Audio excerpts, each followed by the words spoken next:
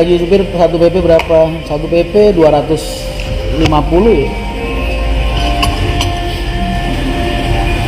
Bagaimana Mas Ria ngadepin bawahan yang lagi ada konflik, mungkin ada pengalaman yang boleh ceritakan? Mas, aku kalau rekan-rekan kerja aku punya masalah keluarga, gue bukannya pengen tahu atau kepo urusan keluarga mereka ya, atau pengen ikut campur di dalam rumah tangga mereka, enggak. Tapi biasanya gue panggil Mas, tapi tetap gue tanyain, gue urusin, gue selesain. Kalau mereka nggak bisa nyelesain sesuai keinginan gue suruh libur dulu sampai mereka selesain sendiri. Karena buat gue bahaya kalau mereka megang setir dengan membawa pikiran masalah yang ada di rumah. Kan mereka bawa nyawa manusia. Tuh, jadi bedanya gue ngurusin mereka, hal-hal internal mereka termasuk keluarga mereka, rumah tangga mereka, bukan karena usil, tapi karena pengen mereka kerja dengan kondisi kejiwaan yang baik dan tingkat kefokusan yang baik. Tuh, jadi tetap gue urusin.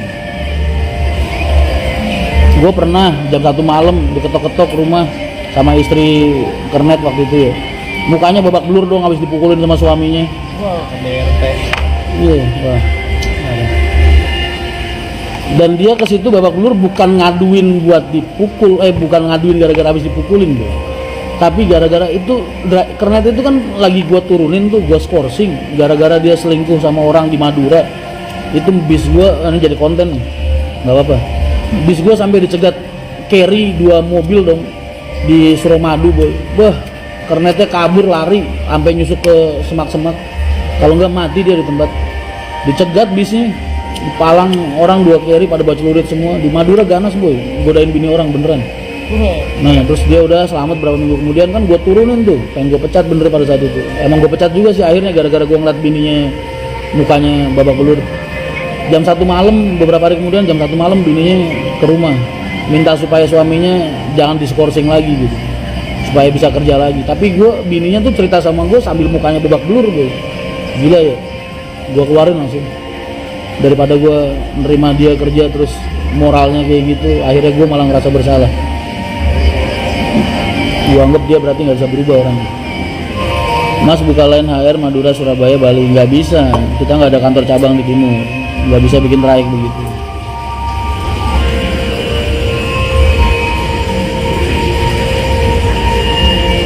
Mas gimana cara menghadapi orang julid di lingkungan kerja? Ngapain lu ngurusin orang julid? Kayak dia penting aja buat lurusin, cuekin aja, anggap nggak ada. Gini loh bro, lu hidup di tengah-tengah masyarakat ya. Nggak semua orang baik, nggak semua orang suka sama lu. Pasti ada aja satu yang nggak baik, ada aja satu yang nggak suka sama lu. Tugas lu bukan buat ngurusin mereka gitu. Tugas lu buat fokus sama orang-orang yang sayang sama lu, peduli sama lu. Yang sampah-sampahnya jangan dianggap lah. Ngapain ngurusin?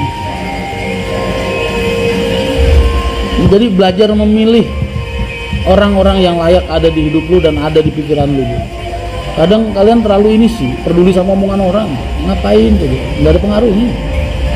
Jadi nggak bisa di skip itu. Harus emang pasti ada. Nggak di lingkungan keluarga, nggak di lingkungan rumah, nggak di lingkungan kerjaan. Penyakit itu pasti ada. Mas mau ngasih muk buat keramik buat keluarga Mas Rian, boleh banget Mas. Rian Mahendra, garasi PO Haryanto, Jalan Raya Lingkar Ngembal Kulon Jati Kudus. Yang mau kirim-kirim buat gue itu.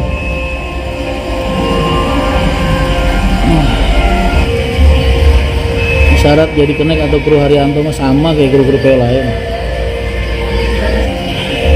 Kirim roti buat keluarga Mas Rian bisa Rian Mahendra, garasi PO Haryanto, Jalan Raya Lingkar Ngembal Kulon Jati Kudus. Dia apa sama gue alamatnya? Iya. Gue kalau mau ngirim-ngirim gue kan banyak itu. Itu di dapur Mas, stok kopi 1 lemari. Itu gue pakai 3 bulan ngopi 1 hari 8 gelas kagak habis-habis itu. Kiriman dari kalian.